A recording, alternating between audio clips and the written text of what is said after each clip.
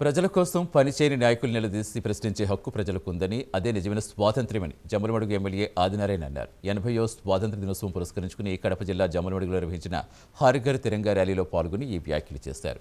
దేశభక్తి భావం పెంపొందించేలా నిర్వహించిన ఈ ర్యాలీలో టీడీపీ నేతలు, కార్యకర్తలు పెద్ద సంఖ్యలో పాల్గొన్నారు. ఆ పెద్దలను గుర్తుపెట్టుకుంటూ, మోడీ గారిని గుర్తుపెట్టుకుంటూ, చంద్రబాబు నాయుడు గారిని గుర్తుపెట్టుకుంటూ, చేసే నాయకులను గుర్తుపెట్టుకుంటూ, అప్పుడే కదా నిజంగా హర్ ఘర్ తిరంగా అంటే ఇంటింటే జెండా ఉండాలా, ఇంటింట్లో బతకం ఉండాలా, నీ మంచితనం ఉండాలా, తప్పు అంటే తప్పు అనాలి కూడా. మేము చేయకపోయినా నీకు చొక్కా పట్టుకొని గుంజి అడిగే హక్కు నీకుంది.